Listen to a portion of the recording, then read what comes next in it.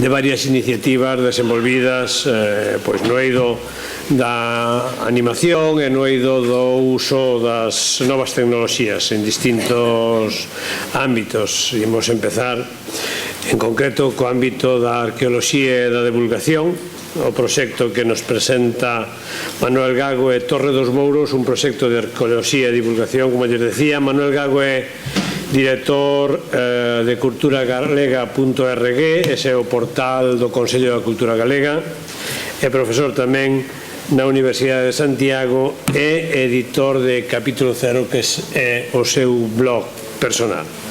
Manuel, benvido e tes a palabra.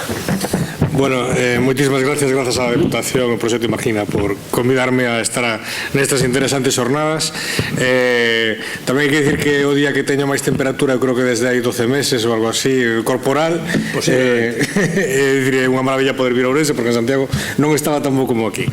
Estaba ben, pero non era... Agora levas un par de grados de máis para compensar ali. Para compensar ali. Ben, eu vou falar, vendo un poquinho o programa, adecuei tamén, digamos, a miña intervención de cara a buscar, digamos, os factores, digamos, de construcción económica vinculados aos contidos culturais, porque me parecía que se aceitaba bastante digamos, ao carácter, digamos, industrial e económico das industrias da cultura, dos sectores da cultura. Voulles falar dun proxecto da filosofía que ten o Torre dos Mouros. A Torre dos Mouros, digamos que foi un proxecto piloto que este ano se vai ampliar e se vai estender este modelo a diferentes partes de Galicia, porque creíamos, digamos, que había outra forma de plantear, digamos, a construción de novos destinos culturais. Voulles explicar un poquinho de que penso e un poquinho que fixemos aí na Torre dos Mouros. Bueno, eu creo que a crise económica, que seguro que estarán cansadísimos de escoitar que tamén é unha oportunidade, e despois nunca sabe ninguén onde están as oportunidades, non? Pero non sei se a crise económica xenera oportunidades, eu creo que sí, pero hai unha cuestión que sí que é moi interesante e que estamos percibindo no ámbito da divulgación e en todo o que ten que ver co patrimonio. O que está claro é que desde o punto de vista turístico a crise económica está fomentando un concepto de microturismo, de turismo de proximidade, é dicir, un turismo que está moi próximo á área residencial, un turismo do día ou como moito dunha estancia dunha noite, e un turismo que está facendo, en certo modo, que para nós crea numerosas oportunidades novas desde o punto de vista do patrimonio cultural que hai que saber aproveitar. Bueno, este é un caso que poño para facernos unha idea a que me refiro. Nos estes días, este ano, Xur Sallán, que é un arqueólogo do CSI que máis eu, estamos presentando un libro conjuntamente por toda Galicia que se chama Herdeiros pola Forza. Entonces, a veces o presentamos en sitios convencionais, outras veces en tabernas, que está moi ben, e outras veces o presentamos en sitios menos convencionais para a presentación dun libro. Este é o caso da Casa da Moura, do Cabo do Moura, en Argalo, en Noia, que é un magnífico dolmen, digamos, que está nas proximidades do casco urbano de Noia, e nós o que vamos aos sitios e intentamos facer na presentación visible o sitio, non? Pois era sorprendente como desa audiencia que estaba ali ese día, que eran unhas 50 ou 60 persoas, solo 10 eran persoas da contorna, solo 10 conocían ese lugar. É dicir, o patrimonio cultural galego, especialmente aquel patrimonio que non aparece nos medios de comunicación con frecuencia, que non aparece nas guías turísticas con demasiada frecuencia, é un mundo por explotar que ademais nos aporta factores novos. Eu creo que esta crise económica é un bon momento para pensar en destinos turísticos que deben medrar a medio prazo. É dicir, eu creo que en Galicia, ainda que pareza un pouco arriscado dicir esta formación, creo que hai moitos destinos turísticos por crear. Creo que hai unha nova percepción de como debe afrontarse o patrimonio cultural, e creo que o patrimonio cultural en este momento ten unha oportunidade para xerar novos públicos, novos tipos de visitantes, non? A crise económica, é dicir, ese conservadorismo que fai que en vez de escoller a ponte, coller un Ryanair e irnos a Roma, decir, bueno, vamos a mirar que o que hai o carón da nosa cidade, o carón da nosa vila, creo que nos está permitindo crear, está cambiando as claves de decisión da xente, é dicir, esa crise económica, é dicir, as claves, os espacios que se les prestan atención. Este é un turismo que é moitísimo máis diverso e moito máis heteroxéneo que os destinos habituais. É un turismo pequeniño, de día, que chega a un perfil de público moi heteroxéneo e que nos permite traballar con narrativas, que tamén, sobre todo, do que vou falar e do que eu, polo menos, algo sei, de narrativas, de formas de contar eses lugares moito máis próximas e con claves moito máis inmediatas. A mí me gustaría salientar unha cuestión de cara a pensar no que vamos falar. Todos os destinos turísticos de éxito en Galicia, é dicir, non hai ningún que sesa, foron creados previamente, digamos, dentro de Galicia e aceptados como tales, como espacios simbólicos, como espacios importantes, como espacios artísticos, lugares especiais polo público local, polo público galego. É dicir, non existe, moitas veces hoxe en día partimos da creación de destinos desde un punto de vista totalmente artificial, é dicir, se encarga unha empresa que se crea un destino turístico, ese destino se construe un pouco de cara ás costas á comunidade local, de cara ao público próximo de Galicia, e o resultado, pois, moitas veces de un investimento nunha ruta de senderismo, nunha posta en valor de un espacio, pois son as silveiras, ao vandalismo, a destrucción deses lugares. É dicir, en Galicia, eu creo que é fácil, incluso non é fácil, pero se tuviéramos que calcular a cantidad de diñeiro, de millóns de euros investidos en postas en valor inútiles de cara a un público exterior, sería brutal, non? E iso pasa por non atender por non darnos conta de como se crearon esos destinos en Galicia. Eses tres personaxes que teñen aí son don Manuel Murguía, don Ramón Otero Pedraio e don Álvaro Cunqueiro. Os tres elaboraron grandes guías turísticas, cada unha da súa época, pero grandes guías turísticas que o seu primeiro destino, o seu primeiro consumidor foi esencialmente local, o propio público galego. Foi o primeiro que valorou e chamou a atención sobre lugares que hoxe en día nos parecen consensuados, pero que na época non estaban, como pode ser a Catedral de Santiago. A Catedral de Santiago, que hoxe en día nos parece o Camiño de Santiago, é dicir, é unha construcción, é dicir, no século XIX, no século XX, se non fora, pois, por xente como eles, é dicir, ese produto non existiría, é dicir, se non nacera do propio espacio e da propia comunidade na que está. Entón, a miña primeira chamada de atención é que esta crise económica nos permite, en certo modo, volver a facer eso, conectar os destinos, conectar o patrimonio cultural ca población local con máis facilidade que antes, e por cuestións diferentes. Entonces, me gustaría chamar a atención, é dicir, os destinos se crean directamente primeiro e son aceptados polo público local, e só despois é cando chega un público exterior. Pasan cosas moi curiosas. Por poñer esa analoxía do Camiño de Santiago, as primeiras narrativas alrededor do camiño, é dicir, o feito de conectar Galicia con Europa, o feito de destino máxico, pois a construcción toda dese camiño prehistórico, incluso previo ao propio Santiago Apóstolo, que era chegar hasta Occidente, Fisterra, etc., etc. É dicir, toda esa mitoloxía que esencialmente é creada no século XIX, vale? É dicir, toda esa mitoloxía chega un momento que, digamos, a partir das políticas do goberno galego, chega a internacionalizarse, vale? Pero non ten sentido sen estar previo. Cando se internacionaliza, ocorre algo moi curioso. Se ustedes miran, nós estamos facendo un análisis no portal do Consello da Cultura sobre cales eran os libros, a ficción producida alrededor do Camiño de Santiago, é dicir, a imaginación, todo imaginario creado alrededor do Camiño de Santiago, que saben que é fundamental. É dicir, unha novela pode levar moitísima xente a un lugar. É o caso do Camiño con Paulo Coelho e o público brasileiro, non? No Camiño de Santiago é un gran fenómeno global. Se se fixan, casi toda a producción cultural actual de ficción, bestsellers, é dicir, de ámbito popular, dedicado ao Camiño de Santiago, non está producida por galegos. Está producida por escritores de fora de Galicia. Entonces, a veces, cando un fenómeno se internacionaliza, é dicir, se produce o efecto contrario, non? É dicir, as narrativas se crean, curiosamente, aí á dereita ven a Pedro Tobaruela, que é autor da única novela popular, digamos, de estrutura popular, a única novela destinada a vender moitos exemplares de principio en galego que se fixo sobre o Camiño de Santiago, pero que Pedro Tobaruela é catalán. Fixe a novela en galego, pero ele é catalán. É dicir, os propios galegos chega un momento que acaban, en certo modo, non adaptándose ben, polo menos do punto de vista narrativo, co propio Camiño de Santiago. É dicir, insisto, un destino se crea dentro, e son os público local o que propaga ese destino, o que conta ese destino, o que difunde ese destino, e despois estende. Bueno, entrándose un poquinho máis en materia, turismo arqueolóxico e histórico. Vivimos unha dialéctica no ámbito, é dicir, o primeiro espacio máis visitado da Comunidade Autónoma de Galicia é a Catedral de Santiago. Turismo cultural. De moi divertido comparar nas estadísticas que é o segundo, porque hai polo menos 3 segundos. A Torre de Hércules, Santa Tegra e Castro de Baroña. Os tres, estes 3 segundos son espacios arqueolóxicos, esencialmente, non? No turismo arqueolóxico é un turismo, é dicir, en ese turismo que explora ruínas, no que os monumentos moitas veces, bueno, pois están máis ou menos enteiros, moitas veces pouco enteiros, se dan dialécticas moi interesantes para explicar o que lles digo da narrativa. Fíxense, aquí vemos isto, pensémoslo no sentido das agullas do reloxo. Aquí arriba está Santa Tegra, o segundo monumento máis visitado de Galicia. Aquí á dereita está, á esquerda está o Castro de Baroña, tamén o segundo monumento máis visitado de Galicia. O terceiro, a Torre de Hércules, tamén o segundo, e o cuarto, a Muralla, que tamén é o segundo monumento máis visitado de Galicia.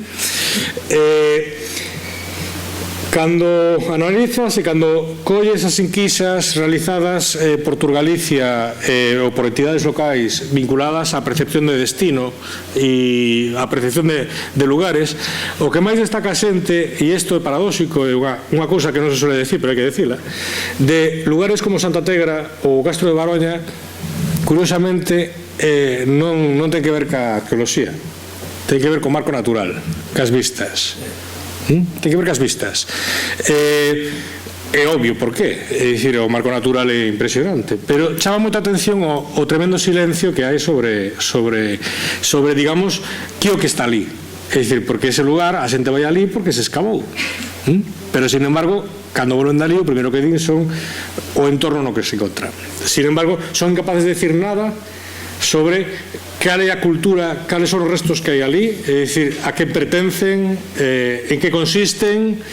Eso é moi difícil. Sin embargo, si sabe, conocen a perfección, con bastante relevancia, que isto, a Torre de Hércules, que isto que no fixo, etcétera, etcétera. E aquí é onde chega a cerna da cuestión e onde un dos aspectos máis interesantes. O segundo, busquei, falo un pouco de demagoxia, pero é así, é dicir, busquei nas imaxes de Google, puxen a palabra romanos, sí? E entre as moitas cousas que me apareceron, isto foi o primeiro que me apareceu, pois unha imaxe un pouco arquetípica, prototípica dos romanos. Os romanos cheganos a través da cultura de masas, desde a serie Rom, bueno, quer decir de Ben-Hur, Gladiator, a serie Roma, 50.000 bestsellers, é dicir, todos temos construída, curiosamente, unha imaxe do mundo romano. Por lo tanto, a narrativa, en certo modo, que acompaña eses monumentos, o que fai que a xente conecte con ese espacio máis alá da paisaxe, é dicir, que ese espacio se convirta denso, que se convirta rico, que transmita mensaxes, está, en certo modo, ben axudada porque todos temos unha idea na cabeza alrededor desas persoas, porque de que é o imperio, en que época foi, etcétera, etcétera. Entón, o que fixen foi, primeiro busquei romanos, e o segundo que fixen foi buscar galaicos, que foron os señores que construíron lugares como Santa Tegra ou Baroña. E me apareceu isto.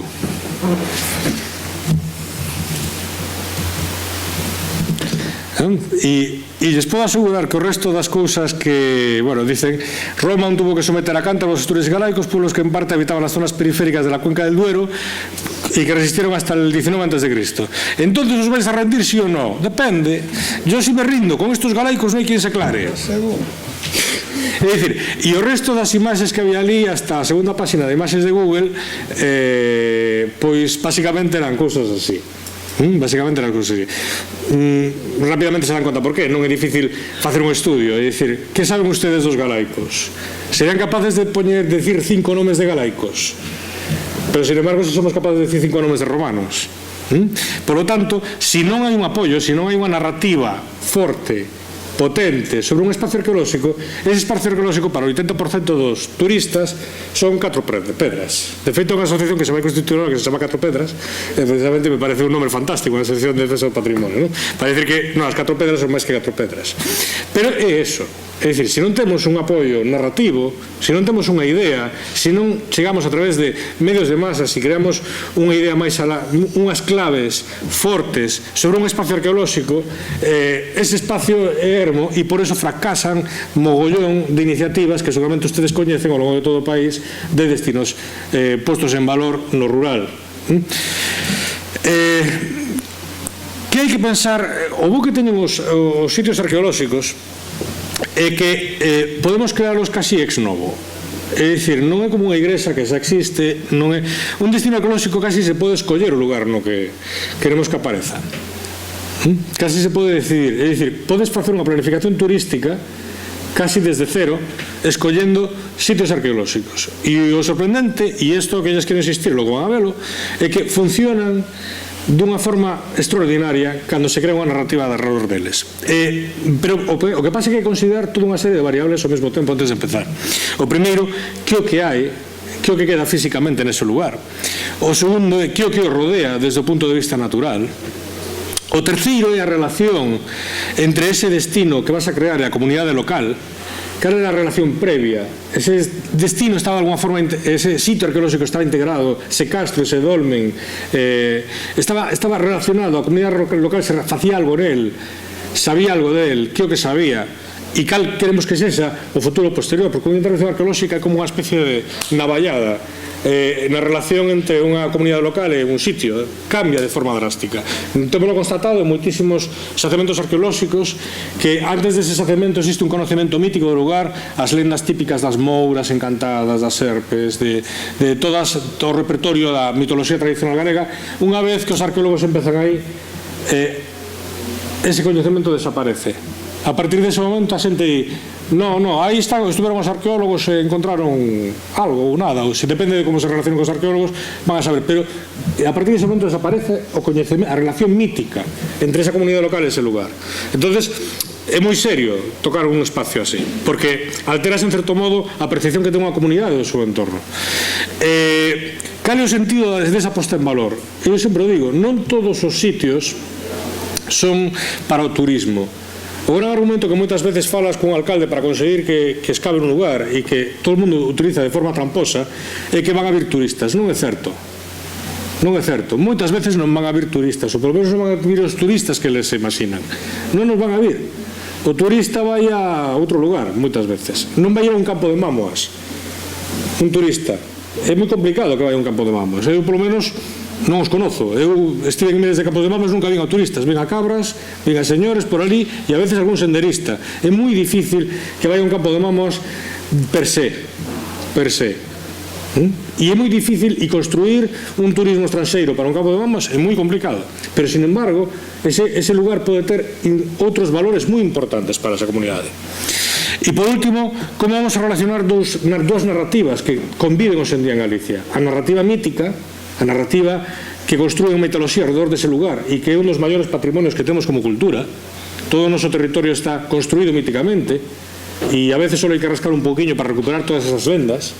E como se vai relacionar co coñecemento científico, que é un novo coñecemento que se vai operar ali e que vai dar datos moitas veces incluso contradictorios con respecto a xente.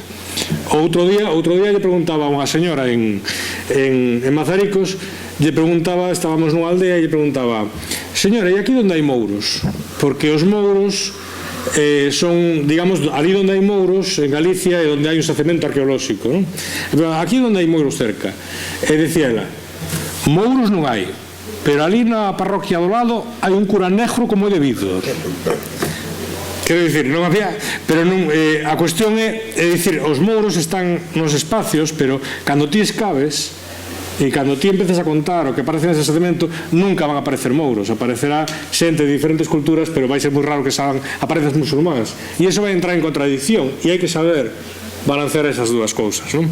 Entonces, habitualmente a forma na que se traballa con xacemento arqueolóxico, o modelo convencional académico que sempre nos venderon os profesores moitas veces no sector foi así. Primeiro escavamos 2 ou 3 campañiñas, cobramos bien 2 ou 3 campañas, pero non podemos publicar nada hasta dentro das 2 ou 3 campañas porque non tenemos claro lo que é. Entonces logo publicamos, logo facemos outro proxecto aparte que cobramos aparte para poñer en valor e logo facemos outro para difundir e tamén o cobramos aparte, non?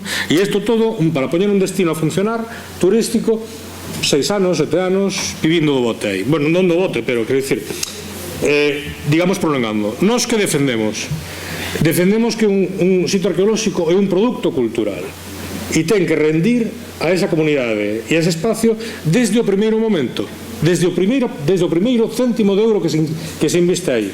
É dicir, hai que construir ese destino non só para o traballo científico que se debe facer con rigor, sino desde o primeiro momento hai que habilitar produtos adicionais para conseguir que a xente vai ali, desenvolva fluxos de asistencia ali, que van ir variando ao longo do tempo. E a primeira clave é conseguir crear que ese espacio proceda en primeira instancia para a comunidade local, desde o primeiro momento. Ese é o primeiro, deseñar produtos para a comunidade local. Logo vamos poñer un exemplo de todo isto, non é abstracto. Así que primeiro, incluso antes de un xacemento ser investigado, xa pode ser difundido. E as preguntas e información que vas a ter vai ser moi diferente a posterior. Eu creo moito en que en Galicia temos por construir ainda unha cultura científica, é dicir, a divulgación científica que é moi popular en países como no Reino Unido, é dicir, aquí ainda nos falta moito por crecer, pero temos unha canteira moi interesante. En Galicia en este momento hai algúns dos mellores divulgadores científicos do Estado. Temos unha canteira interesantísima. Entonces, un xacemento ao principio ten preguntas e o que se difunden son preguntas e despois pouco a pouco vai tendo respostas e o que se difunde como os científicos chegan a esas respostas. E nese proceso de comunicación é onde moitas veces ocorre o milagro da audiencia, do turismo e da xente que ven. E que as publicacións científicas poden vir acompañadas de publicacións populares. Este é un caso moi típico do poder dunha narrativa. Isto é unha pequena estampa do bosque de Broceliande na Bretaña. Non sei se conhecen, non sei se estiveron ali. O bosque de Broceliande eu quedei alucinado cando fui ali. É dicir, basicamente un constructo cultural a partir dos anos 20 non existía. É como se collemos un cacho do Concello do Carballiño e decimos, isto vai ser Broceliande. Entonces, como ali hai unha poza, hai un río, hai un par de dólmenes e tal, instrumento, collo toda a narrativa artúrica, a mitoloxía artúrica e digo, vale, pois aquí está a tumba de Merlín, aquí está a casa de Morgana, aquí está o lago no que tirou Arturo a espada, etc, etc. É o terceiro destino máis visitado da Bretaña. E lles aseguro que un bosque de piñeiros. Non hai máis, non hai máis. É dicir, hai un par de monumentos megalíticos pequeniños, cistas do bronce, bueno, casi do calcolítico final, pequeniños, non é absolutamente nada máis. É o poder da narrativa, que moitas veces é o que se nos olvida a hora de construir xacementos. Vou explicar que o que fixemos na Torre dos Mouros e un pouco como nos foi aí. A Torre dos Mouros está aquí, está en Carnota, como ven, está nunha zona bastante extrema de Galicia, a pesar de que está en teoría nunha zona de tráfico turístico importante, aquí está Fisterra, na práctica hai moi pouco turismo. É dicir, Carnota é un sitio que a 6 da tarde na estrada poden tardar 5 minutos ou 10 minutos e pasar un coche. É dicir, e en teoría está nunha zona, sin embargo, unha zona periférica. É dicir, os turistas que van de Santiago collen outros camiños a veces, ou non sei. É dicir, que van para Fisterra. É unha zona periférica. A Torre dos Mouros estaba sin catalogar, se descubriu, digamos, se fixo pública ou se descubriu, se fixo pública, houve algunha mención literaria, pero realmente hai 2 anos cando un veciño, Jordi Tato, se puso en contacto con a Asociación de Montepindo Parque Natural, os agentes locais son fundamentais, e lle dixo, oye, que hai un castro sin catalogar encima de Lira. Entonces a Asociación Montepindo chamou a min e cando me dixo onde, inmediatamente fun a mirar e de repente quedei alucinado, porque o que se ve aquí se ve desde o aire, é difícil de ver, pero así que teñan fe se non o ven, pero aquí o que se ve é un doble recinto amurallado que está cercando a zona alta dun monte e incluso con unha especie de divisoria interior, non? Entón este recinto era enorme, eran casi 4 hectáreas, para que se fagan unha media os castros en Galicia nesa zona pois teñen dimensión 1 hectárea e media, estos son 4 hectáreas, é dicir, era moito máis grande do habitual, estaba moito máis arriba que os outros 2 castros que se conocían en Lira. Os castros da Segunda Idade do Ferro están cerquiña dos cultivos, é dicir, como as aldeas están en certo modo se parecen ás aldeas actuais, están cerca dos cultivos, cerca das fontes de auga. Isto estaba no Quinto Pino, a 375 metros de altura, nunha zona sin potencialidade agrícola, era moi raro. Verificamos en fotografía antigua se existía e vimos que incluso na fotografía antigua, esta é unha fotografía dos anos 60, se conservaba incluso en mellor estado que na actualidade, parecía que o nivel de derrube, é dicir, veíamos que era antigo, é dicir, veíamos que polo menos parecía responder a un tipo de estrutura que non era agrícola e que non era cousa dos últimos anos. Isto, para que se faga unha idea do que van a ver, é o que levantamos, un levantamento que se fixo a partir da intervención ali. Como ven, o doble recinto, bueno, non nos vou complicar moito a vida, un título por aquí que era unha especie de muralla previa para desviar os asaltos, o recinto que chamamos o reducto, un sitio bastante complexo, como poden ver. Cando chegamos arriba, isto era un monte de toxos infernal, é dicir, tiñan unha altura de 1 metro, non, de 1 metro, perdón, de casi 2 metros, porque daban polas orellas, é dicir, era tremendo, pero inmediatamente, cando vimos arriba, reconocimos o que había e o seu potencial. Eso que están vendo ali, pois en realidad é a muralla principal da zona leste, cunha zona de acceso, é dicir, realmente se estaba vendo que era unha fortificación enorme. A muralla ocupa todo isto, non? Todo isto é muralla, e isto é o derrumbe.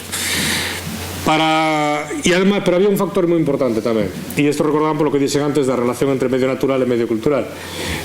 O lugar no que está son as mellores vistas do sur da Costa da Morte, un lugar absolutamente maravilloso sobre a playa de Carnota, o Monte Pindo mítico que está aquí atrás, a parroquia de Lira, e todo desde aquí mismo, todo aquí podíamos ver xacementos de diferentes culturas ao longo prácticamente de 5.000 anos de historia cultural galega. É dicir, están todos aquí, subes aquí arriba e ves todo eso. Así que decidimos desenvolver un proxecto, pero o que queríamos era non desenvolver un proxecto de... Como vamos? Temos ainda 10, 15. Vale. Decidimos desenvolver un proxecto, pero a diferencia de, digamos, o proceso habitual de desenvolvemento de produtos arqueolóxicos, pasa por estas dúas esquemas, institucións e empresas. A institución é que promove, a que paga habitualmente, a empresa a que é contratada para facer unha excavación e despois poñer os paneles. Nos decidimos cambiar este esquema. En primeiro lugar porque non había un patacón, pero gracias a non haber un patacón pudimos pensar de outra forma. Entonces decidimos concebir o proxecto dunha forma distinta, integrando a máis asentes, a institucións, a empresas, a asociacións, a afeccionados e a cidadáns normais. 5 elementos, buscando os intereses posibles para cada quen dentro dese proxecto. Entonces, a institución, que era a que poña un financiamento básico, se beneficiaba porque íbamos a asignar un novo equipamento cultural para ese concello. As 3 empresas que contribuíron, que non cobraron diñeiro, se diseñou o proxecto para que, en certo modo, ese proxecto lles permitira crear mercados, crear un mercado para os seus propios produtos. É dicir, estamos falando de empresas de arqueoloxía, empresas de documentación, empresas de turismo. As asociacións, intentamos conectar con as asociacións locais que basicamente os seus fins están aí, cumprirse, é dicir, desenvolver a cultura local. Contactamos cos afeccionados, a figura do afeccionado, que nos chamamos o erudito local, é importantísima, porque é esa persona que che vai a abrir as portas ali onde estás, e é unha persona que habitualmente está moi resentida cos profesionais porque suelen desprecialos, entonces, ou suelen manter unha distancia. O que lle damos ao afeccionado a posibilidade de participar con profesionais nun proxecto, e aos cidadáns o que lle damos era a posibilidade de descubrir o propio pasado da súa comunidade, do seu territorio, a partir dunha serie de actividades para todos os públicos, para diferentes públicos. Así que o que construímos foi un proxecto con orzamento inicial cero, é dicir, se fixo, pero no que todo o mundo se ha beneficiado. Carnota obtivo un equipamento novo que é utilizado agora e que xera turismo na zona. As 3 empresas conseguiron cada unha delas clientela nova en diferentes sitios gracias a este proxecto. As asociacións empataron moi ben e se están apropiando dese espacio. Os afeccionados de repente viron que os profesionais non eran tan malos, é dicir, que podían convivir e que podían traballar con eles, e se lanzaron a lanzar os seus propios proxectos vinculados ao desenvolvemento do patrimonio da zona, e os cidadáns ganamos un montón de cidadáns para a causa da defensa do patrimonio. Inicialmente o proxecto consistiu, era un proxecto moi sinxelo, en desbrozar, é dicir, en desbrozar 7.000 metros cuadrados de toxeira para poder facer a intervención. Isto foi levado a parte con público local, é dicir, a comunidade de Carnota encargouse os fines de semana de desbrozar, incluso con condicións climáticas durísimas moitas veces, durante 2 meses e medio, abrir a zona, abrir o espacio para os arqueólogos, e a forma que tiñamos de monitorizar o seu traballo era a través de Facebook. Eles en Facebook, en certo modo, era o log de traballo, é dicir, o diario de traballo no que iban actualizando, e en certo modo os arqueólogos seguían o propio proceso de limpeza, que é un proceso moi sinxelo, que non ten ningún tipo de problema para a intervención moitas veces, é dicir, a partir, digamos, a partir das propias redes sociais. Saben, condicións durísimas. Tuvemos a sorte de que neste caso a comunidade política, o alcalde, se apuntaba a desbrozar como todo o mundo, e a verdade é que eso pasa moi poucas veces. Público local, pouco a pouco a xente iba colaborando, desbrozando e abrindo e limpando este espacio. O resultado, para ser anticipo, antes de ver un poquinho as estrategias que desenvolvimos, pois foi cousas como esta. É dicir, unha muralla absolutamente espectacular mirando para o Atlántico, con unha muralla intermedia que xa albiscábamos antes tamén, e a aparición pois de esta muralla, ven este lugar no que está. As conclusións provisionais que temos por hora é que é un sitio arqueolóxico de defensa contra os normandos, contra os ataques piratas, é dicir, porque non é castrexo, non é romano, os inicios son que é moi posiblemente alto medieval, e as lendas locais tamén falan deste lugar como refuxio. É un espacio moi importante para esta comunidade.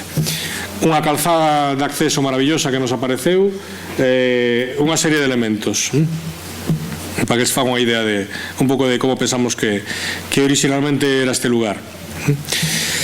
Bien, unha vez que saben o que é, dicir, este é un refuxio fortificado, vou explicar un poquinho de cales son as actividades que fixemos. A primeira basouse desde o primeiro momento en construir unha marca. As marcas son importantes, as marcas son importantísimas, porque as marcas son a forma de portar e de difundir máis facilmente un xacemento. Un xacemento debe ter unha marca desde o primeiro momento. E iso é un gran desafío, porque, por exemplo, en Galicia todos os castros se chaman o castro. Eso é un problema, por exemplo, é dicir, o castro do castro, non? Como se chama este xacemento? Entonces, definir os nomes e facelo de forma en relación á comunidade local é moi importante. Por exemplo, a hora de escoller o nome de Torre dos Mouros, neste lugar había 4 nomes. Entonces, houve que escoller entre 4 nomes aquel que realmente funcionase mellor como marca, pero que tamén non resultase alleo nin separado a comunidade local. A forma de non estar alleo é moi importante. É dicir, como dicía antes, unha excavación arqueolóxica moitas veces separa a xente de un espacio. Entonces, como fixemos? A miña primeira tina era esta, o que ven aquí, este cabalo de ouro. Desde o primeiro día que empezamos a traballar ali, a xente, os voluntarios que subían, cando baixaban os seus abuelos, os avós lle dicían, que? Ríanse deles, topache o cabalo de ouro? Porque era a lenda pola cal todo o mundo coñecía ese lugar. É dicir, a noción de refuxio, a noción de forte estaba prácticamente casi desaparecida, casi nunha aldea, pero a noción de que ali estaba soterrado un cabalo de ouro co seu manto e o seu brido era presente por todas partes. Entonces, moitas veces o que se fai nos xacementos arqueolóxicos é coller como logo, como identidade visual, unha peza que aparece aí, non? Pero a peza nunca está nese lugar. A peza despois se leva sempre a un museo no que a xente nunca vai a ese museo.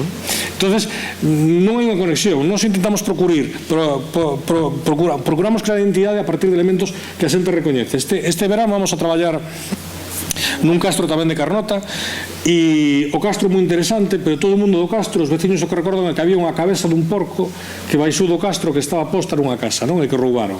Entonces a identidade a construímos a partir dese porco, non? Por seguir con animais, pero a construímos a partir dese xabarín. En realidad pensamos que era un xabarín, unha escultura dun xabarín. Entonces, o primeiro é conectar e reconstruir e dar un paso máis adiante a partir da lenda que identifica ese lugar dentro da comunidade.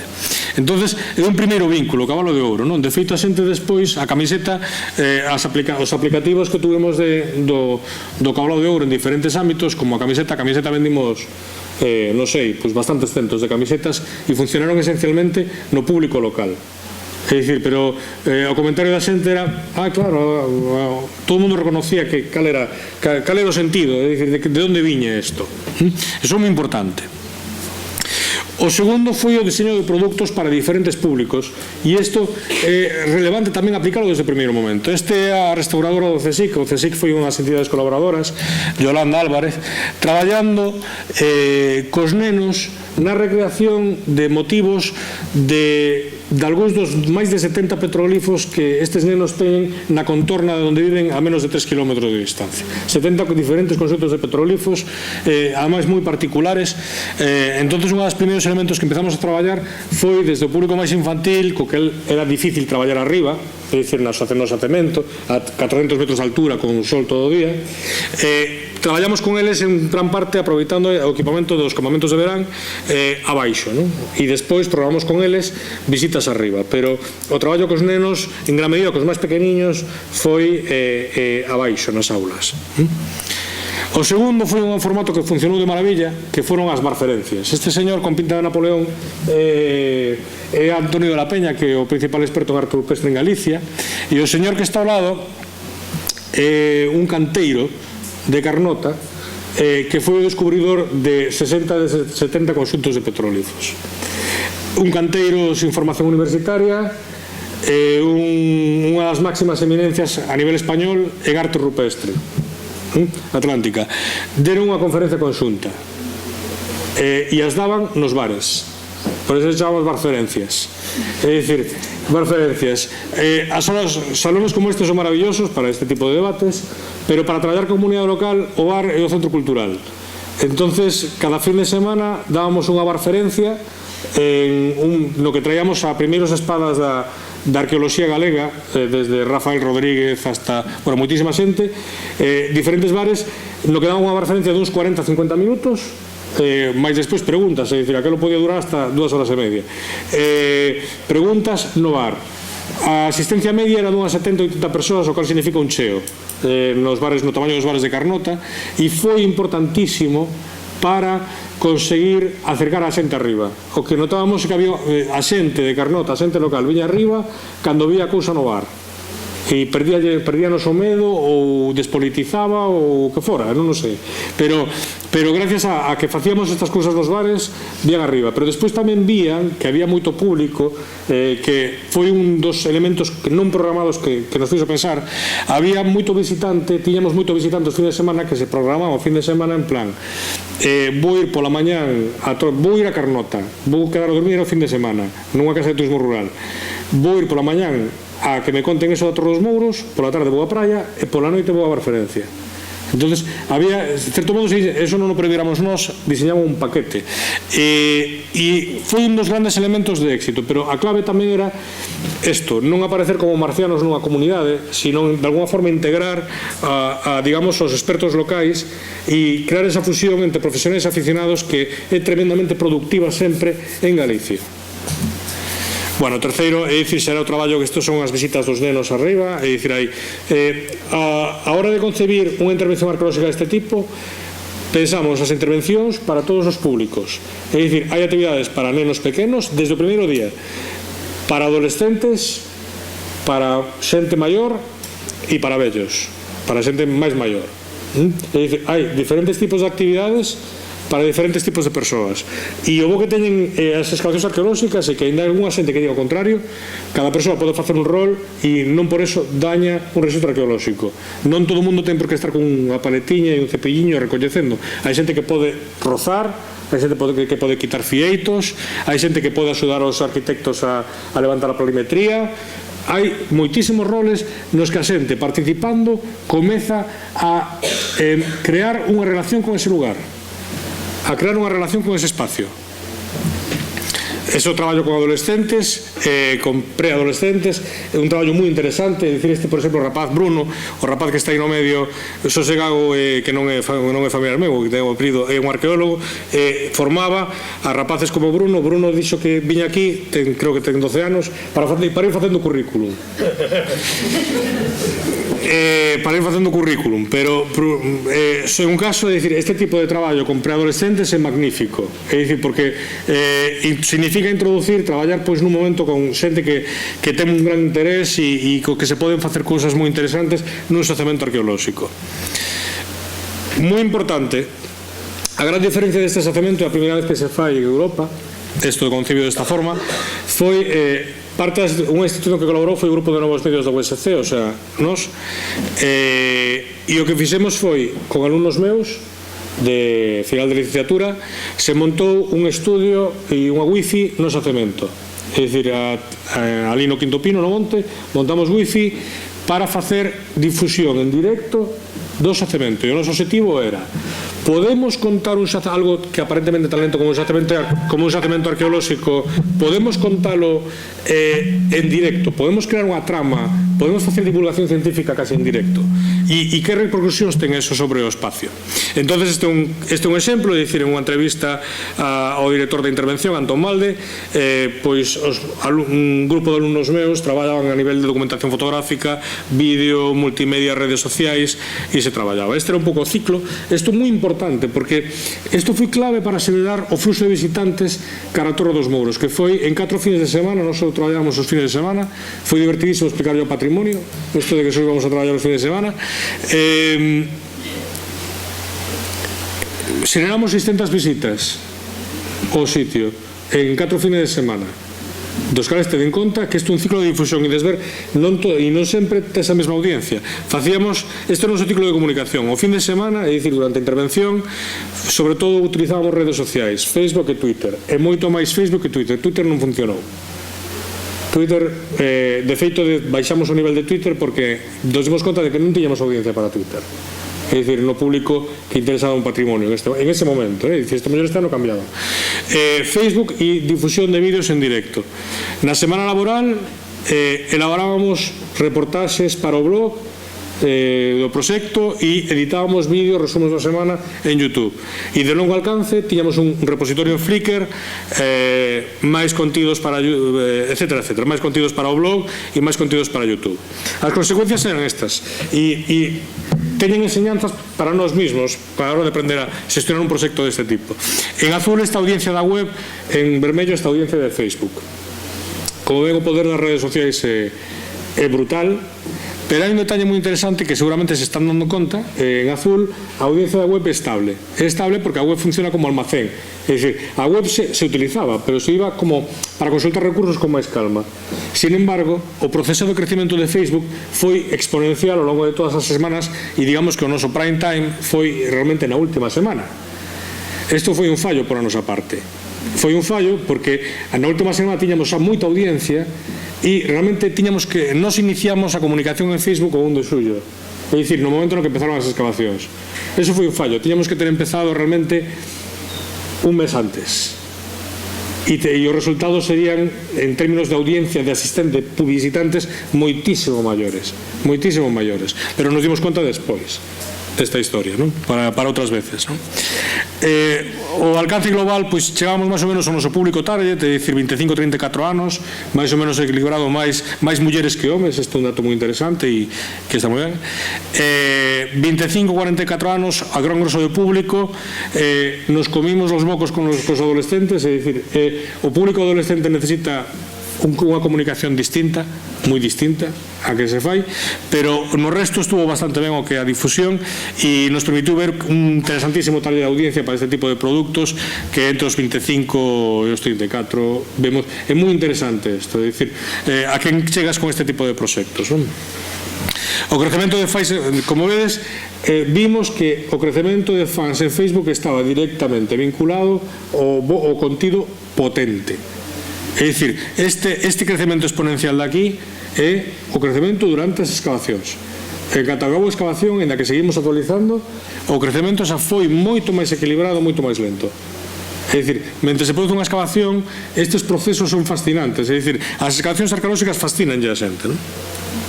Aquí vedes outra perspectiva sobre o mesmo, é dicir, o noso crecemento principal foi na terceira ou cuarta semana e é moi interesante. O mundo virtual non é distinto ao mundo físico, é dicir, as nosas estadísticas de visitantes, o maior número de visitantes físicos coincide co maior número de visitantes de Facebook.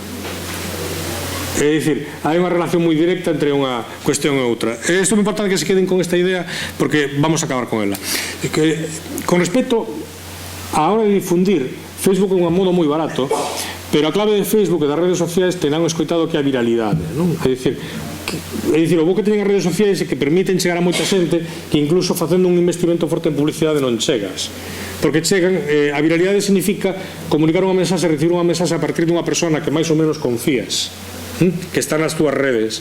Por lo tanto, é unha mensaxe que se lle adoita facer moito máis caso que, por exemplo, que un anuncio publicitario convencional.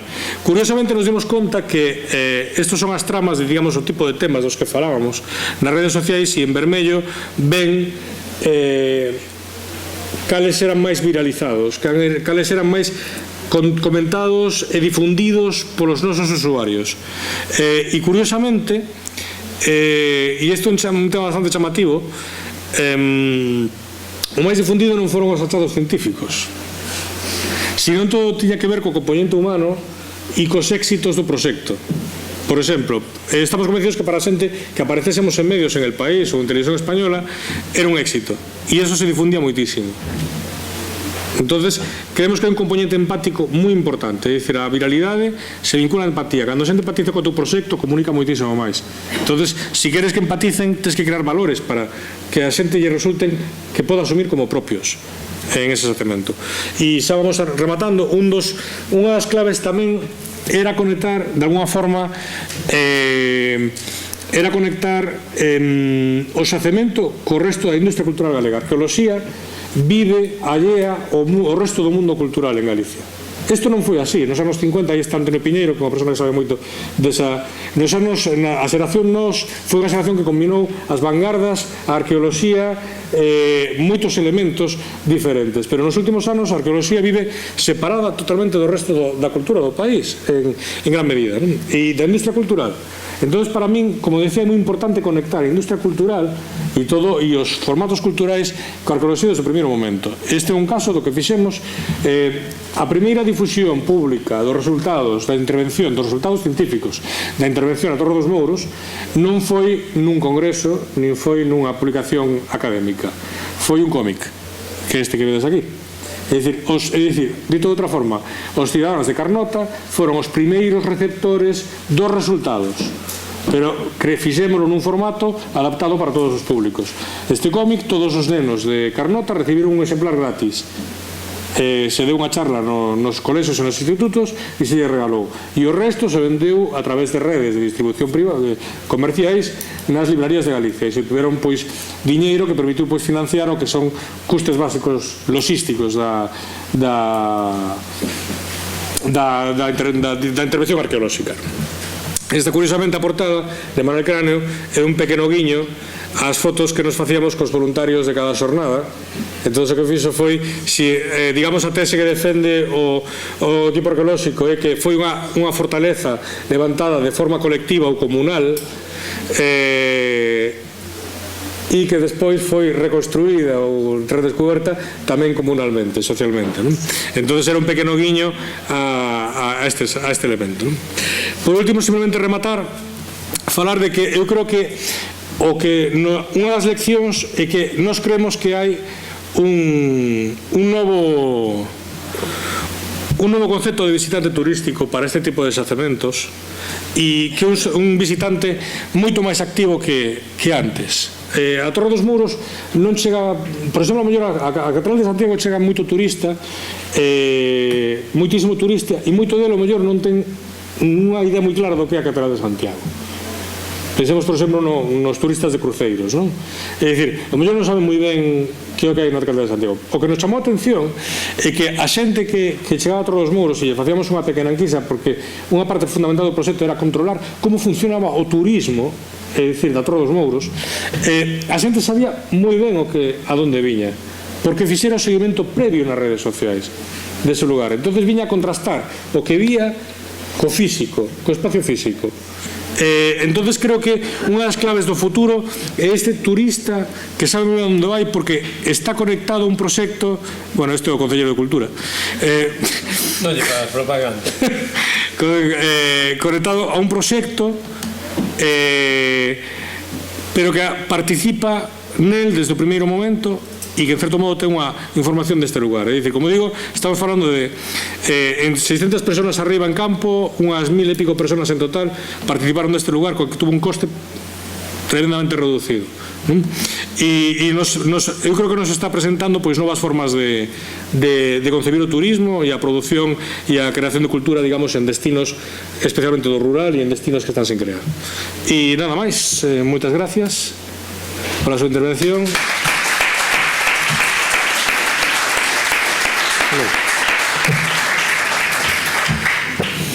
Ainda que se pasara un minutiño, se alguén quere facer unha pregunta. Aí creo que hai. Hola, buenas tardes. Bueno, primero felicitarte. Yo soy una de esas que seguía por Facebook todo el desarrollo de la Torre dos Mouros. Nunca pude asistir porque, bueno, soy de Vigo y estaba trabajando en Tui. Pero bueno, la pregunta que te iba a hacer ya me la respondiste cuando comentaste lo de las barferencias, ¿no? Para mí lo más sorprendente es que realmente la gente local no estaba desconfiada, pudieses implicarlos. Para mí lo que veo que es muchas veces problemático es cuando llegas a un sitio, vienes de fuera, creen que va a tratar de pisar pues nuestro patrimonio y demás.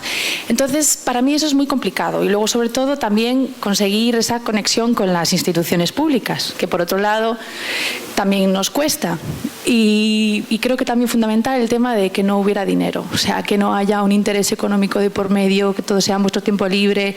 Entonces, en ese sentido, ya me lo has contestado, porque creo que llegar a los bares y con el cantero y demás, y un poco eso, que me pudieras decir esa conexión, cómo se dio, ¿no? Aunque más o menos lo has explicado. Pero é fundamental.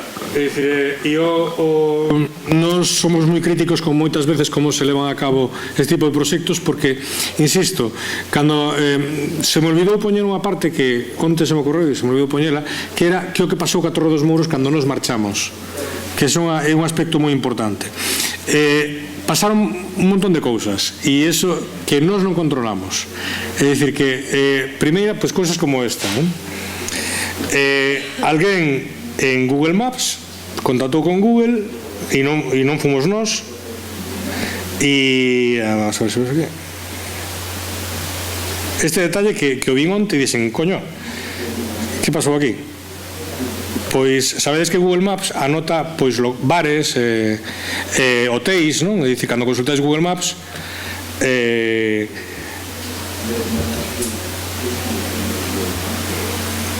cando consultades Google Maps, alguén, quero dicir, están anotados os hotéis, os bares, os sitios económicos, non? Pero onte cando fixen a captura de pantalla desto, vin que alguén contactou con Google para xenerar un elemento de Torre dos Mouros, para marcar a Torre dos Mouros en Google Maps como elemento. Entonces, cando nos marchamos, pasou isto. Alguén diseñou unha ruta de senderismo e a subía a Wikiloc. A Asociación Cultural Canle de Lira creou o motivo do entroido dese ano foi a Torre dos Mouros. Entonces era a Torre dos Mouros contra os romanos, o sea, dúas épocas distintas, pero os de Lira eran os da Torre dos Mouros contra os romanos. Entonces incorporaron eso. Despois fixeron outra asociación deportiva da zona, fixo unha ruta de BTT, unha carreira de BTT rodeando a Torre dos Mouros e indo por tal outro sitio. E a Asociación Cultural Montepindo montou hai un mes e medio unhas xornadas espectaculares chamadas de Castros a Castelos, na que se analizaba todo o proceso de fortificación en Galicia desde o do Ferro hasta o século XVII. E nós non tuvemos nada que ver con todo eso, pero sin embargo a comunidade local, a partir dese primeiro inicio, xeraron todos esos estímulos. Como digo, para nós é especialmente sensible ese aspecto, porque gran parte dos proxectos eu creo que de certo modo teñen fracasado porque non se ten asumido eso. E a clave é que cando nos marchamos alguén lle ten que dicir ao alcalde que teña eso limpo, non? Ou que se repare eso. Entonces a única forma de facelo é xerando valores. O bo que ten é que é relativamente fácil implicar a sociedade local. O que pasa é que non todos os lugares son iguais. Por exemplo, este verán vamos a traballar en 2 proxectos, un en Carnota, e para que vos fagades unha idea, vamos a traballar nun castro magnífico que está ao lado da Torre dos Mouros, ao lado, que se chama Mallou.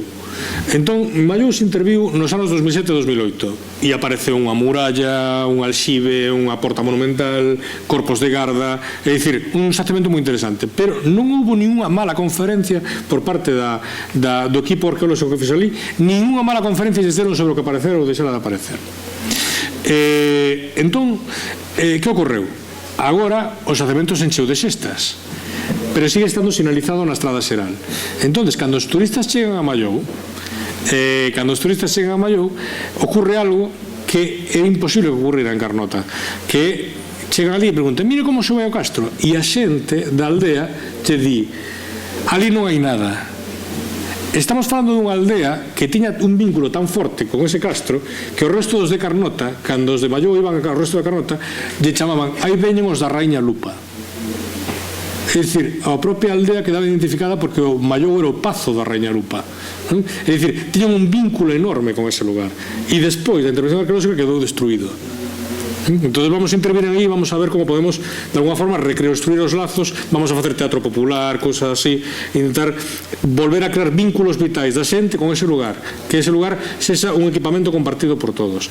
Pero é a clave, non todos os sitios se pode facer igual, e simplemente por poñer un apunte, vamos a facer outra intervención en Ponteceso, en Niñóns, e en ese caso nos lo solicitou unha asociación de veciños. En Niñóns quedan 2 nenos, e a maior parte da xente é maior. Entonces, a forma que vamos a ter de traballar en Niñóns vai ser moi distinta da Torre dos Mouros. Na Torre dos Mouros sabíamos que tiñamos ali, facíamos así e nos subían 40 de Carnota a rozar. Aquí non vai ser así. Entonces, pois o que é o traballo físico vamos a facer a partir da cuadrilla do Concello, pero, sin embargo, con eles vamos a traballar moito elementos da memoria que eles recoñecen. Por exemplo, o castro foi utilizado como canteira e casi todas as casas que teñen eles salieron do castro. Entonces vamos a traballar con eles a través de outro tipo de vínculos, pero é fundamental. E por poñer un caso dese elemento, ese castro de Niñóns ten 4 propietarios. A Torre dos Mouros é comunal, ten unha comunidade de montes, pero Niñóns ten 4 propietarios. Ainda que parece increíble, conseguimos a firma dos 4 propietarios nunha mañá. Pero a clave que é a microfísica do poder local, pero a clave a eses propietarios, cando se explica a intervención no local social que vai ser nunhas festas que teñen en setembro, vamos a explicar na programación das festas, vamos a explicar o que vamos a facer ali. A eses 4 propietarios se lles vai facer un homenaxe, porque en Galicia sempre se mira os propietarios, sempre se fala de problemas cos propietarios, porque se mira o propietario como un enemigo, e o propietario, é dicir, ten unha relación con ese lugar, unha dignidade con ese lugar. Entonces queremos explorar a relación cos propietarios, e se vai facer un homenaxe para que o resto vexan que é importante eso e en que consiste, etcétera, etcétera. Entonces a relación comunidade local clave absoluta. Alguna pregunta máis?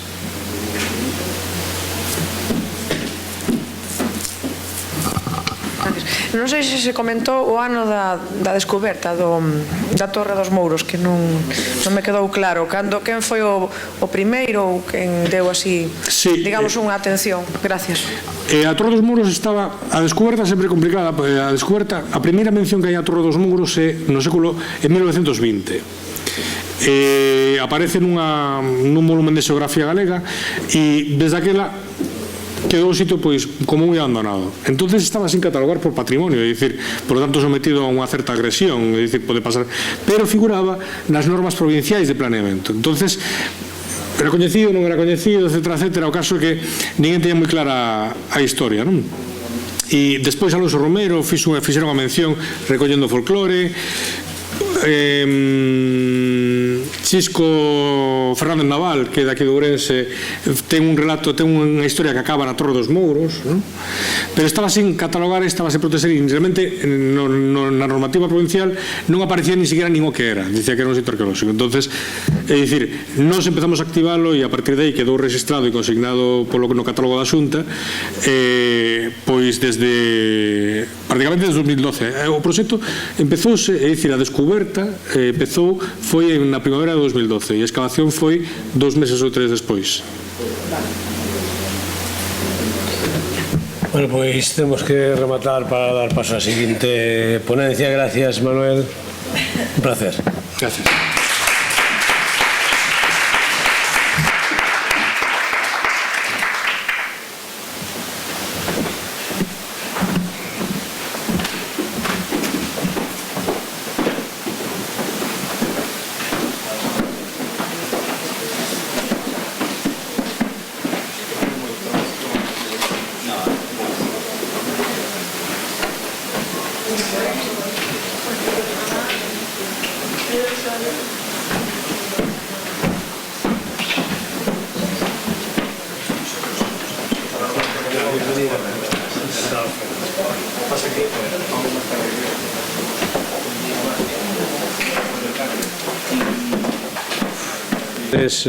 La tarde la vamos a dedicar a conocer varias experiencias en el ámbito de los territorios creativos. La actual va a versar sobre la animación y la banda diseñada en Galicia. En concreto, nos hablará Alberto Vázquez del corto Bird Boy. Alberto Vázquez, digamos que sus libros y cómics han sido editados no solo en España, sino en países como Francia, Italia o Brasil. Es un colaborador habitual del diario El País e ilustra, sus ilustraciones están tanto en revistas nacionales como internacionales. Él es el director del corto que les citaba antes. Ha sido premio Goya al mejor corto de animación del año pasado, el año 2012, y ha sido un corto que además ha recibido premios en más de 30 festivales internacionales. Por lo tanto, creo que es un invitado de lujo y es un placer para todos nosotros tenerle con nosotros. Bienvenido. Hola. Hola, muchas gracias. Bueno, en esta conferencia intentaré ser ameno, poner muchas imágenes y mi idea es hablar del proceso creativo que desde una idea, desde una historia, desde el inicio de una idea hasta el final, que es el desarrollo de un largometraje. Me explico. Este cómic salió publicado, se llama Psiconautas, y salió publicado en el año 2003 dentro de una corriente que había que se llamaba las novelas gráficas, que sigue siendo vigente, es decir, que son cómics como bien editados, de historias autoconclusivas, con un buen papel, bueno, parecido a un libro, ¿no? En ese sentido, ¿no? Y bueno, yo hice este cómic en el año 2003 y luego hicimos un corto y ahora estamos desarrollando un largometraje.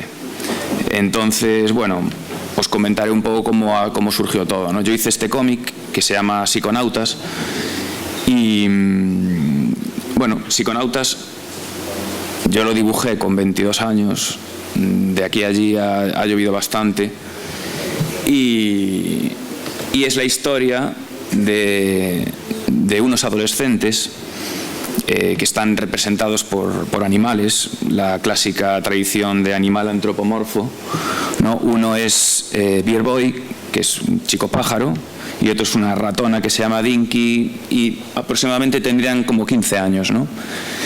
En la historia, bueno, se habla de algunos temas que me interesaban mucho en la época, ¿no? Pues de la contaminación. Es una isla en la que ha habido un accidente industrial y la isla se ha contaminado, y de alguna forma esa contaminación exterior también influye en los personajes principales, contaminándolos interiormente, ¿no? Y bueno, uno de los personajes, que el chico pájaro, pues es un adolescente que consume drogas intentando evadirse de la realidad. Y el otro personaje, que es esta que veis aquí, es una ratona que quiere escapar de la isla en la que vive, ¿no? Porque no hay trabajo y no hay expectativas laborales. Bueno, este era el cómic. Como veis, es un dibujo muy sencillo, muy sintético. Aprovechando mis limitaciones en aquella época, pues conseguí montar una historia y bueno, quedé contento, ¿no? El cómic, bueno, tuvo una relativa repercusión y se puso en contacto conmigo Pedro Rivero, que es un productor y guionista vasco, porque decía que le interesaba mucho la historia, que le parecía una historia muy interesante y que le gustaría hacer un largometraje, ¿no? Como vimos que hacer un largometraje era complicado por una cuestión de financiación y sobre todo porque es una historia dura, no es una historia para críos, entonces claro, la animación para adultos no es que sea la cosa más comercial que hay, ¿no? Entonces decidimos hacer un cortometraje con el personaje principal, que se llama Bird Boy, con el chico pájaro, para empezar a, bueno, en vez de hacer pruebas de animación para intentar vender la historia, decidimos hacer un corto pues para tener un producto cerrado y si hiciese o no se hiciese el largo, ya teníamos algo, ¿no?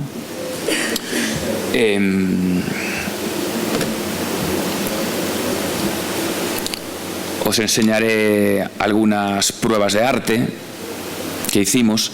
Como, bueno, el cómic es en blanco y negro y nosotros decidimos hacer el cortometraje a color por una cuestión de, bueno, que el color bien utilizado le da otras posibilidades expresivas, ¿no? Y por hacerlo a lo mejor un poco más comercial, ¿no? Porque en blanco y negro nos parecía hacer un largometraje, un cortometraje en blanco y negro, sobre todo un largometraje, nos parecía un poco duro, ¿no?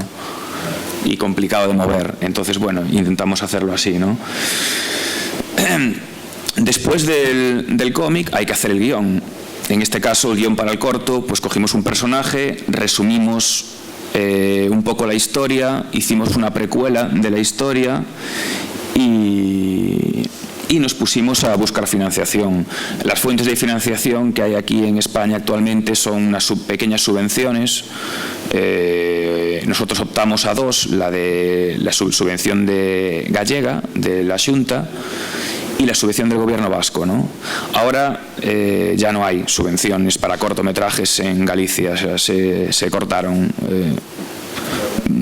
Es una cosa con la que hay que lidiar y, bueno, llama la atención porque, bueno, no dejan de ser 120.000 euros de subvención o algo así, que es una subvención muy pequeña en comparación con largometrajes, y las han quitado, ¿no? Bueno, estos son algunos bocetos en acuarela. Son como para, bueno, buscar el color, buscar las ideas. Lo que pasa es que luego la animación de Beer Boy no ha sido hecha en tradicional, con lo cual teníamos que, estos son acuarelas, son lápices, con lo cual teníamos que pasarlo a un acabado digital, porque la animación no iba a ser tradicional. Se ha hecho con Flash y con After Effects, que es otro, bueno, son dos programas muy convencionales, y esto es el arte propiamente dicho, ¿no? Estos son frames que hago yo con la idea del color que quiero darle, para luego que trabajar con los animadores, ¿no? Con un pequeño estudio de animación. Bueno, son colores planos, muy cercanos a la ilustración o al libro ilustrado, que es de donde yo vengo, y quería que tuviese un poco esa estética, ¿no? Colores muy sencillos, fuertes y, bueno, planos muy claros, ¿no?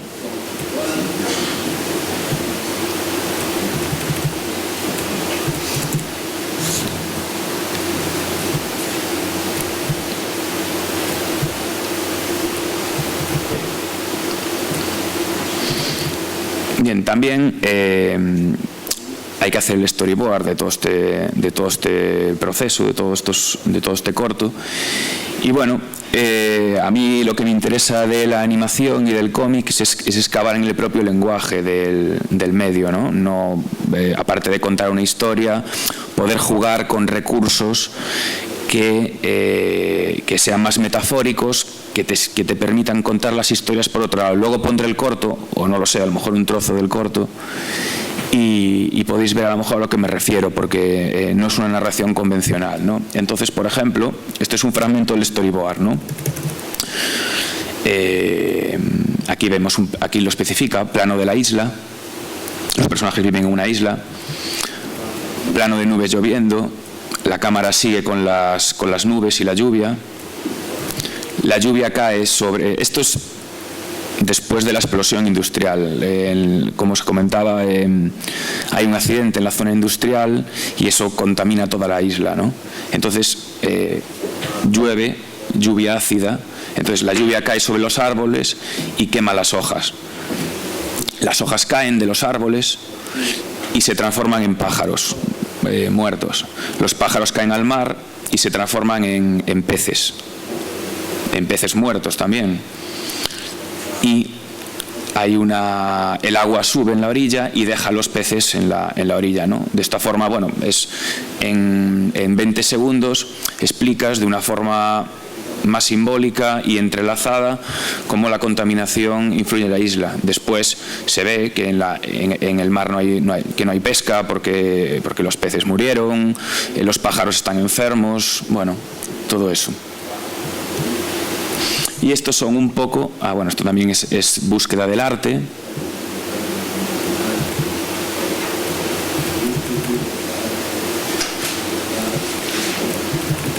La que, bueno, son sobre todo búsquedas de color y de composición. Y estos son los frames finales del resultado final del corto.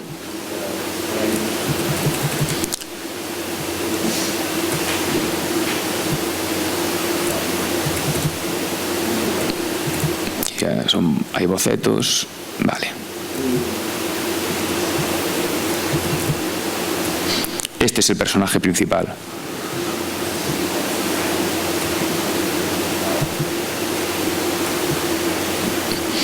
Y esto es parte del storyboard. En realidad, bueno, no es un storyboard muy detallado, es más bien como un pre-storyboard. Luego os enseñaré un storyboard cómo se tiene que hacer. Esto era como una especie de pre-storyboard en el que yo hacía los planos rápido y trabajaba un poco en la narración. Entonces, bueno, con todo esto contactamos con un estudio de animación porque, bueno, yo ahora sí que me dedico casi enteramente a la animación, pero en esa época, hace 5 años, yo de animación no controlaba más que como aficionado, ¿no? Soy dibujante, pero no significa que haya sido animación, ¿no? Que haya estudiado animación. Entonces, bueno, voy a poner el tráiler del corto, que dura 1 minuto, y así lo vamos viendo, y os haréis un poco a la idea.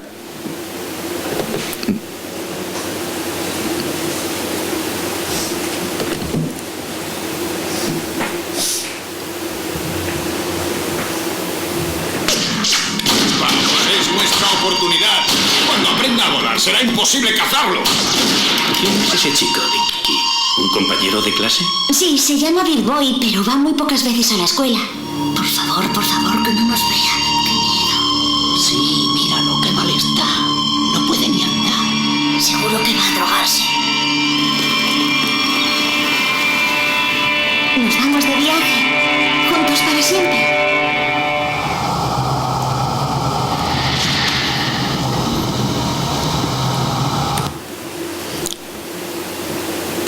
Bueno, ese es el tráiler, 35 segundos, el corto dura 10 minutos. Luego, si da tiempo, lo ponemos o ponemos un trozo, ¿no? La idea principal, bueno, hicimos el corto, la idea principal era hacer un largometraje de todo esto, ¿no?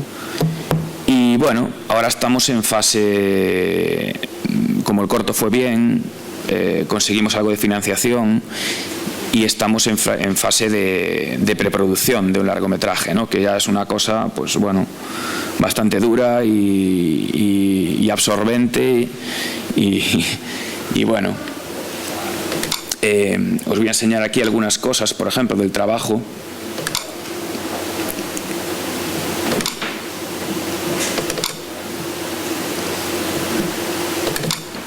Os voy a enseñar, por ejemplo, el storyboard de largometraje, ¿no?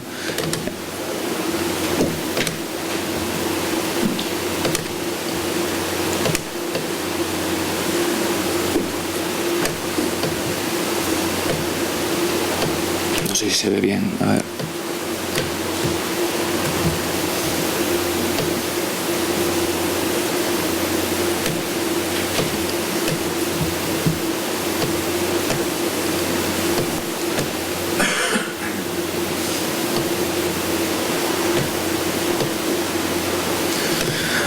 Bueno, no se ve muy bien, está así como un poco quemado de luz, pero bueno.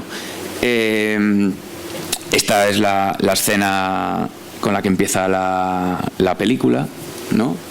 Y yo ya directamente trabajo, aparte de los desplazamientos de cámara, trabajo ya el color en el storyboard para ya bocetar y para cuando lleguemos a la siguiente fase, que es la fase del arte, ya tenerlo algo predefinido, ¿no?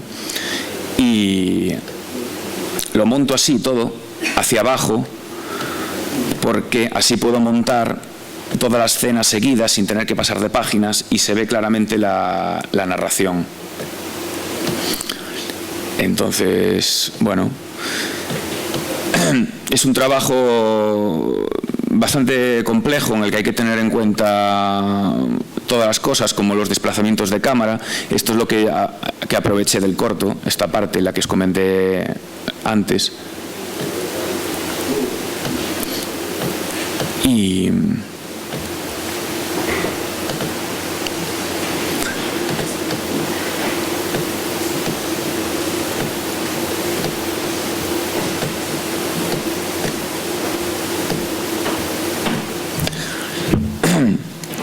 bueno, ahora mismo estamos en toda esta parte, ¿no? En conseguir la financiación para hacer la película. Con Beer Boy, más o menos el coste, pues siempre es interesante hablar de cuánto cuestan estas cosas. Más o menos el coste fueron como 28.000 euros, de los cuales a los animadores le pagamos 18.000. Hay que pagar también a los dobladores, al músico, a la empresa que te hace el sonido, tanto los efectos como todo lo que ello conlleva, y también la distribución. Ahora, más o menos, lo que necesitamos para hacer la película de Psiconautas, pues estamos hablando pues aproximadamente sobre 400.000 euros. No es mucho en comparación con cualquier otra producción de animación o cualquier producción de ficción, ¿no? Es un trabajo que vamos a hacer con un equipo muy pequeño y con sobre 7-8 personas y ajustando mucho los precios, porque ahora mismo estamos en una época además en que es muy complicado conseguir financiar las cosas, ¿no? Sobre todo este tipo de productos que no son productos comerciales a priori, ¿no?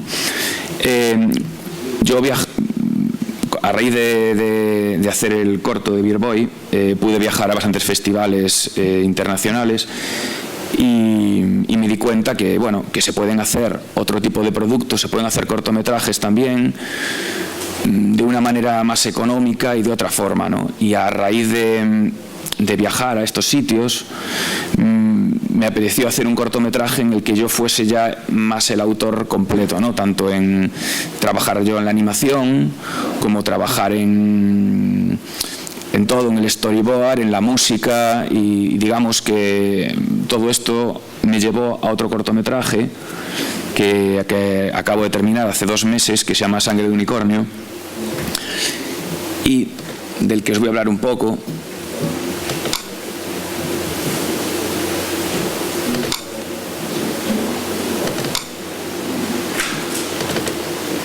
Que es este es el cartel, y que es una especie es un corto también de animación para adulto, un poco más duro incluso en lo que cuenta y cómo lo cuenta. Es como una especie de revisión libre del mito de Abel, de Caín y de Abel. Y este es un poco el arte.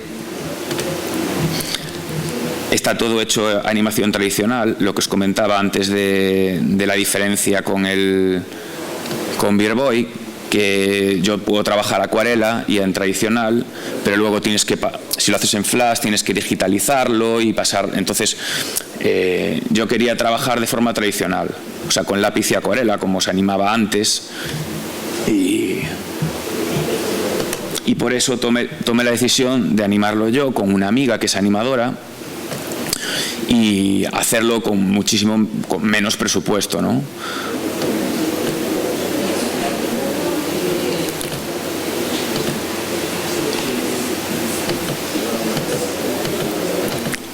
También os voy a poner el tráiler para que lo veáis.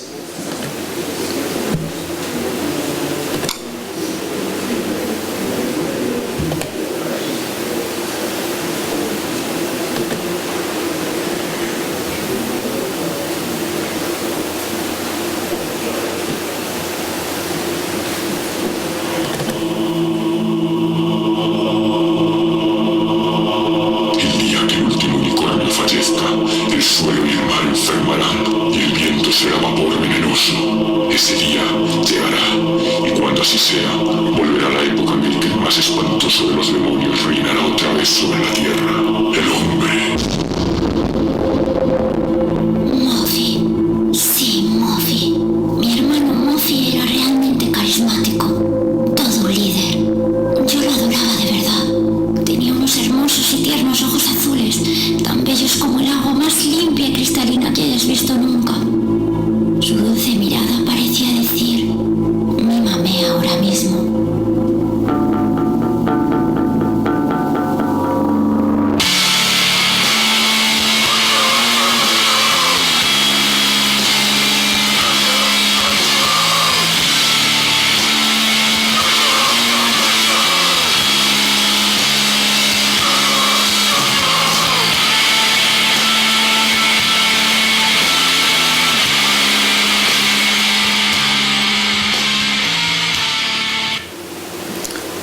Bueno, como veis es una animación mucho más bizarra, por así decirlo. Es una animación más dura, con un dibujo más tosco y más... Y bueno, la historia es bastante agresiva también, ¿no? Es una historia como muy... Juega con la estética infantil, pero bueno, no es para nada para niños, ¿no? Y bueno, la sorpresa de todo esto fue que le enseñamos el dossier a Canal Plus y Canal Plus entró como productora. Entonces ahí fue guay porque conseguimos dinero y conseguimos que se emita en Canal Plus, que ya se está emitiendo este mes, porque esto lleva un mes y medio ya acabado, ¿no? Y entonces, bueno, que a veces se cierra la financiación pública, pero aparecen algunas sorpresas de financiación privada en este caso, pero bueno, es muy complicado conseguirlas, ¿eh? O sea, surgió así de casualidad y porque ya conocían nuestro anterior corto y leyeron la historia y les gustó.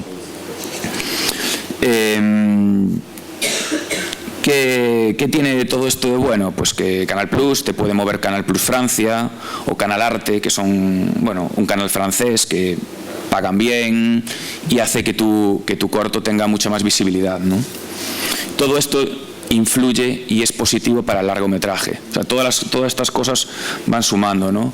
Es decir, probablemente Canal Plus pueda poner dinero para la producción de Psiconautas también. No sabemos qué cantidades, pero bueno, todo lo que sea, bienvenido, ¿no? Estamos hablando con empresas privadas tipo Euskaltel, que es una compañía de internet y telefonía móvil también, que parece que están dispuestos. Que bueno, se cierran unas iniciativas, pero se abren otras. Aunque bueno, lo perfecto sería tenerlas todas, ¿no? Entonces, bueno, os voy a poner el corto Beer Boy para que lo veáis, porque vamos bien de tiempo, ¿no? Sí. ¿Cuánto quedan? Y tomamos un café. ¿Cuánto queda? Vamos justos. 10 minutos quedan. Sí, con 10 minutos podemos permitirlo, ¿no? Pero se nos cortamos al siguiente.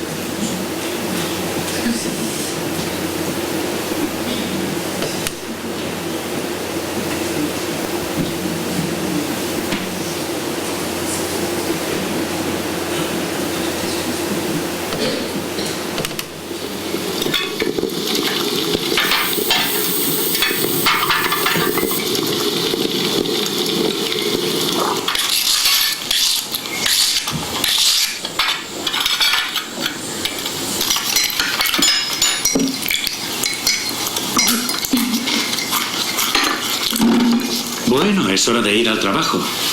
Dinky, no llegues tarde a clase y sé buena. Espera, papá, salgo ya. ¿Podemos ir juntos? Claro que sí, hija.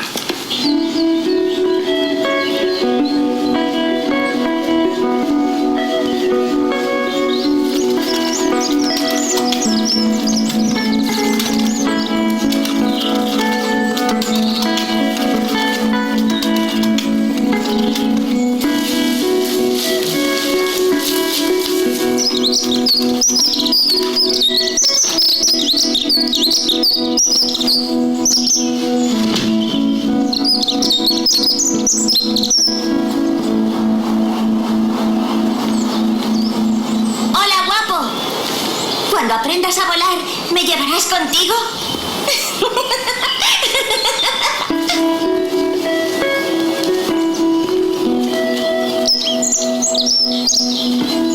¿Quién es ese chico, Dinky? ¿Un compañero de clase? Sí, se llama Bill Boy, pero va muy pocas veces a la escuela. Qué raro. Creo que no conozco a su padre.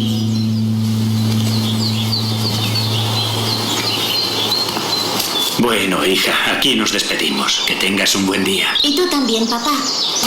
Adiós.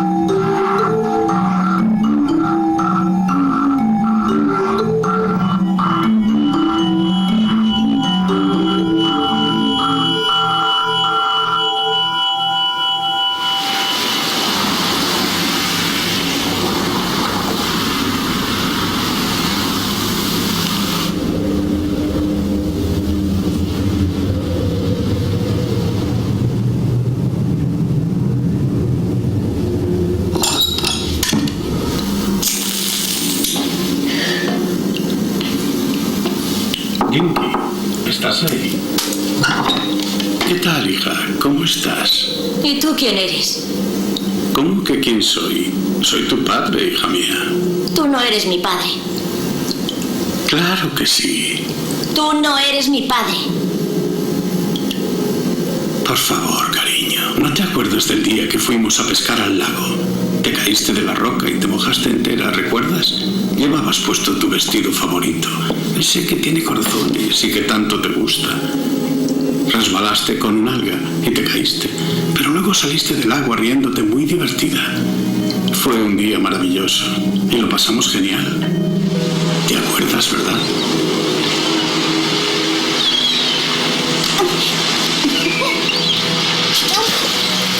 Sí, ahora me acuerdo. Fue genial.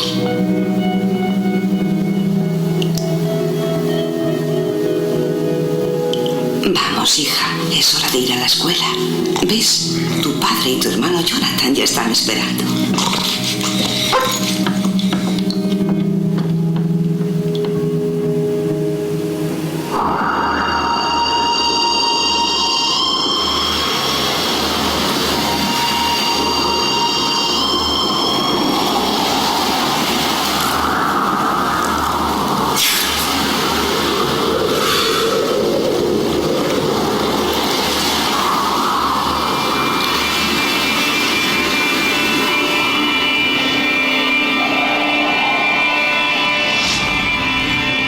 ¿En qué piensas, Bill Boy?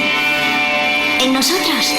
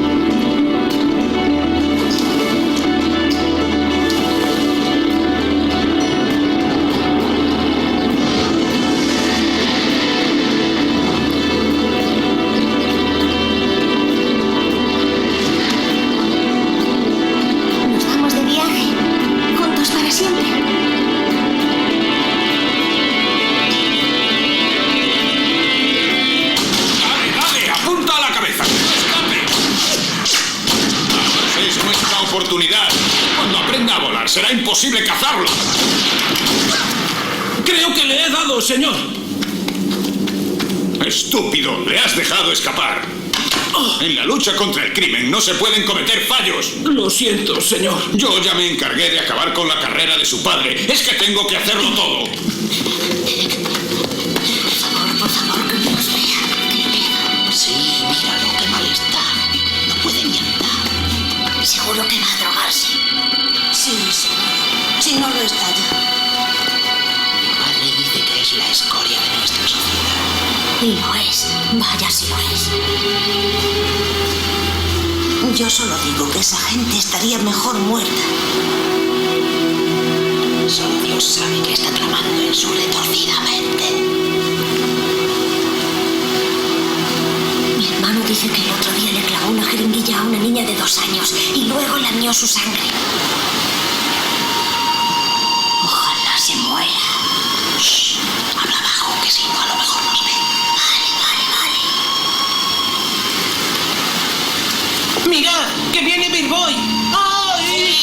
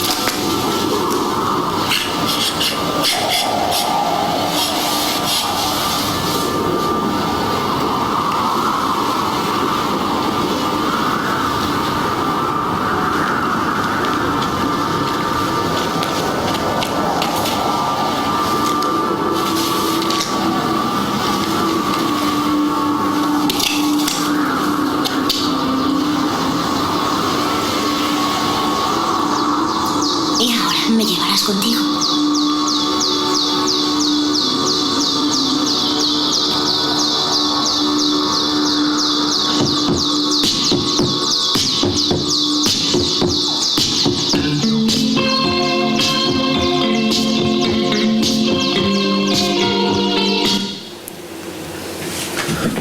Bueno, pues